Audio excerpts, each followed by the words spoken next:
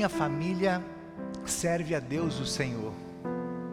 No dia em que nós celebramos o Dia dos Pais, e esse é o primeiro Dia dos Pais que eu celebro sem a companhia do meu pai, que faleceu há uns 3 meses e alguma coisa.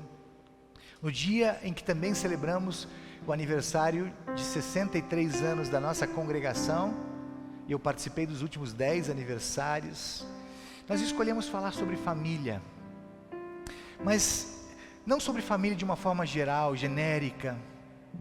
Nós vamos falar sobre a família cristã, mas também não pegamos qualquer referência de família por aí. Nós pegamos como referência Josué e a sua família, um dos mais lindos, mais emocionantes, mais impactantes testemunhos a respeito de uma família que serve a Deus o Senhor.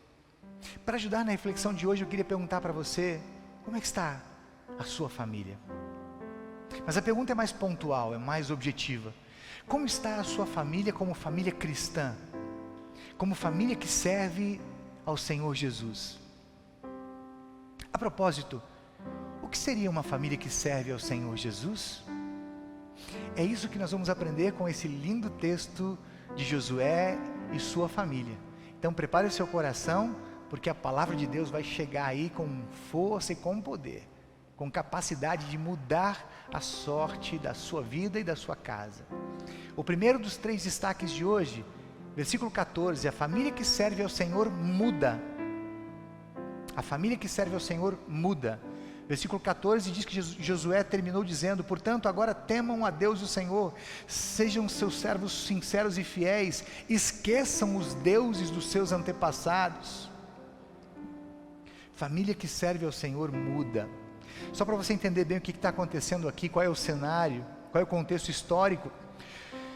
Com Josué, Deus cumpre aquela promessa que tinha feito para Abraão, depois para Isaac, depois para Jacó, e a gente está estudando isso nos estudos de quarta-feira. Vem com a gente na próxima quarta-feira.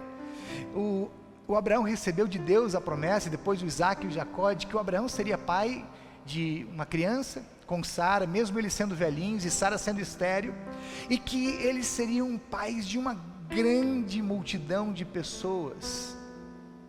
Só para você ter uma ideia, quando eles saem do Egito, depois daqueles 430 anos lá, já são quase 2 milhões de pessoas.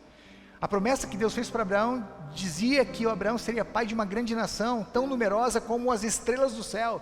Só na saída do Egito já são quase 2 milhões, 1,5 milhão, 2 milhões de pessoas. Bom, e toda essa gente moraria um dia na terra prometida, na terra de Canaã, na terra que manava leite e mel, a terra dos sonhos, a terra que ninguém, na verdade, jamais tinha sonhado, a terra que Deus daria para o povo, que seria o melhor lugar do mundo. Pois bem, é com Josué que isso acontece. Essa promessa se cumpre em Josué. 600 anos depois de Deus ter prometido para Abraão, chega o tempo de a terra ser entregue para o povo de Israel. Só para lembrar você, depois que Moisés liberta, Deus usa um cara para libertar essa multidão de gente das garras do poderoso faraó, depois de 430 anos o povo escravo no Egito. O Moisés tira o povo de lá, vai para o deserto, são 40 anos no deserto. Quando o povo está para entrar na terra de Canaã, o Moisés não pôde entrar. Quem assume? Josué. Então, em resumo, o Josué pega o povo antes de entrar na terra, entra na terra de Canaã, conquista a terra, porque a terra estava habitada.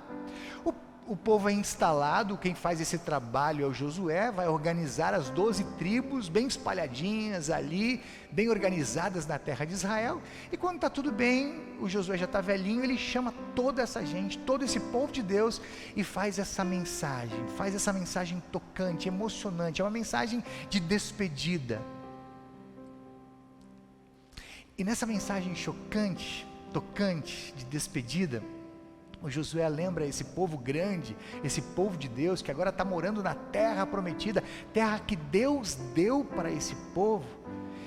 O Josué faz uma lembrança importante, que aquele povo que estava ali naquela terra agora, na terra de Deus, aquele povo de Deus, tinha nascido numa terra pagã, no meio pagão, no meio da idolatria, no meio das superstições. Lembram que quando Abraão sai com seu pai lá da cidade de Ur dos Caldeus, na Babilônia, era uma terra de muita idolatria.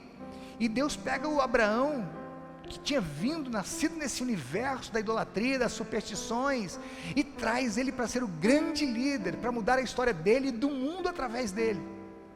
Mas é importante, Josué está lembrando uma coisa importante: olha, lembram que vocês aqui nasceram, tiveram origem pagã, mas Deus transformou a vida de vocês. O povo teve uma recaída no Egito, de novo o povo do Egito começa a adorar os deuses que eram lá do Egito, mas para servir o Deus de Israel, o Deus de Abraão, de Isaac e de Jacó, o povo precisa mudar, precisa abandonar o pecado, botar um ponto final nessa história, ou abandonar o passado de idolatria, botar um ponto final nessa história, deixar qualquer tipo de apego aos ídolos e às superstições e mudar. Então esse é o primeiro recado para a família que serve ao Senhor Jesus: precisa mudar, precisa se desprender de tudo, absolutamente tudo aquilo que pode comprometer o relacionamento da família com Jesus. Se desprender dos ídolos, dos amuletos, das superstições, das boas vibrações, e servir tão somente a Jesus Cristo. Jesus e tão somente. Não por acaso o primeiro dos 10 mandamentos que Deus dá para o povo diz isso: não tenham outros deuses. Povo, não tenham outras superstições, não tenham outros apegos, tenham apenas e tão somente a mim. O Salmo 127 diz que se o Senhor Deus, o Senhor de Israel, o Senhor de Abraão, de Isaac e de Jacó, não edificar a casa, não construir um lar, em vão as pessoas trabalham para ter um lar feliz. Portanto, primeiro detalhe importante: a família que serve a Jesus muda. Um segundo detalhe importante no texto: a família que serve a Deus decide. Está lá no versículo 15: decidam hoje a quem vocês vão servir.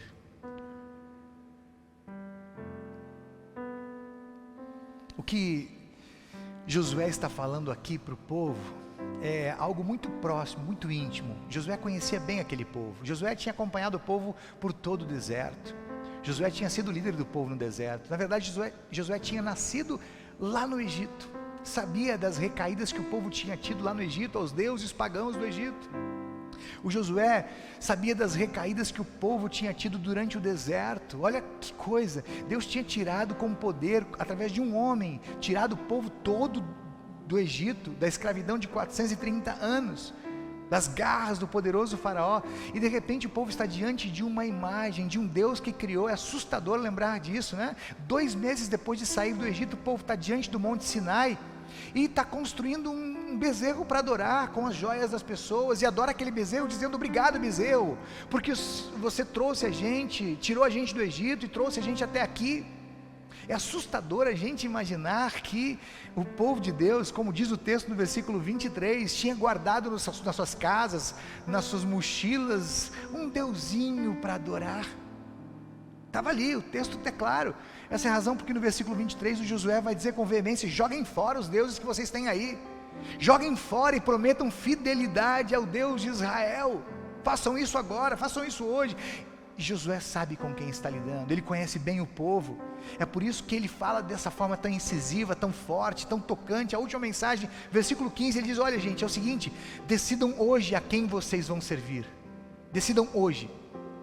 Eu não sei o que vocês vão decidir aí no coração de vocês, mas eu e a minha família, nós vamos servir ao Senhor. Sabe, queridos, a família que serve a Deus, o Senhor, decide por Jesus todos os dias.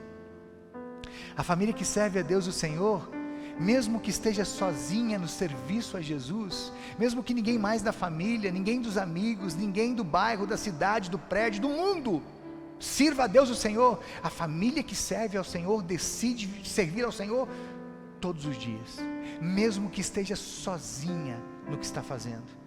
A família que serve ao Senhor decide servir ao Senhor Jesus em casa, tem um altar em casa, ora em casa, lê a palavra em casa, adora o Senhor, canta canções em casa. A família que decide servir ao Senhor testemunha para o mundo sem vergonha de dizer: ó, lá em casa, a minha família e eu, nós servimos a Deus o Senhor.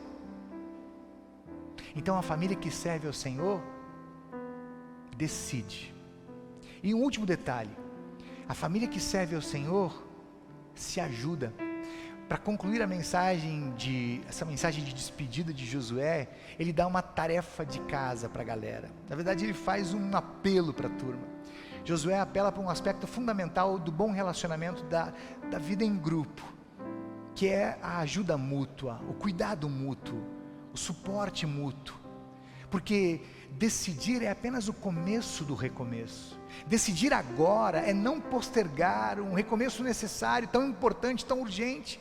Mas tão importante como decidir, e decidir agora, é fazer um pacto de ajuda comum, é fazer um pacto onde um fortalece o outro quando está em dificuldade, um levanta o outro quando cai, um celebra a vitória do outro. É por essa razão que Deus pensou a vida a dois, ou a vida coletiva. O casamento é entre dois. O Adão estava sozinho, e Deus não quis que ele ficasse sozinho, deu uma companheira. A vida em família é entre 2, 3, 4, 5, 10 pessoas. A vida em igreja, onde 2 ou 3 estão reunidos, ou mais, ali a igreja está reunida, sempre 2 ou mais. O povo de Deus é povo, não é um indivíduo apenas. É por isso que quando Jesus enviava grupos para missões especiais, enviou 12, enviou 70, enviou 120, ele sempre recomendava que fossem de 2 em 2. É por isso que o sábio Salomão, lá em Eclesiastes 4, diz: gente, é muito, muito melhor estar sempre com uma parceria. É muito melhor serem sempre 2 do que apenas um. Porque se não for assim, se não for uma parceria de cuidados, muito facilmente a gente tem recaídas, e muito facilmente a gente pode ter grandes problemas. Isso é tão verdade, que depois desse momento todo emocionante, que o povo aqui chorou, jogou os ídolos fora, disse que só serviria a Deus, o Senhor, pouco tempo depois, alguns anos depois, 2 grandes povos invadiram Israel, destruíram Israel, destruíram Jerusalém completamente, e o povo foi levado escravo, porque não serviu apenas a Deus, o Senhor, porque não se ajudou, não fez essa parceria. Querido, a família que serve a Jesus se ajuda no cuidado espiritual da casa, se importa, se preocupa, investe na vida espiritual uns dos outros, ora junto, lê junto a palavra, vai junto à igreja, vive a fé em parceria. E eu quero terminar aqui essa mensagem de hoje dizendo que família que serve ao Senhor Jesus não é apenas o contrário da família que serve a outros ídolos, ou tem outras superstições e crendices. Família que serve ao Senhor Jesus não só joga os deuses fora, superstições, crendices fora, mas verdadeiramente serve a Jesus, trabalha em favor de Jesus. Família que serve a Jesus coloca Jesus no centro da vida em família. Família que serve a Jesus organiza os dias convidando Jesus para participar. Família que serve a Jesus projeta a vida futura condicionando a vontade soberana de Deus. Queridos, nesse dia dos pais, e nesse dia em que nós aqui de Brasília celebramos 63 anos da nossa querida igreja, quando falamos da família biológica e família da fé, 2 maravilhosas instituições de Deus, nada melhor do que esse lindo texto de Josué para nos inspirar. Sabe por quê? Porque se cremos que Deus criou a família, e cremos que Deus nos colocou na família que estamos para servir, se cremos que Deus criou a igreja, nos colocou na igreja que estamos para servir, então não importa o que o mundo decida, não importa o que o mundo escolha, não importa o que o mundo viva, nós e as nossas famílias já decidimos, já escolhemos. Nós e as nossas famílias serviremos a Deus o Senhor. Amém?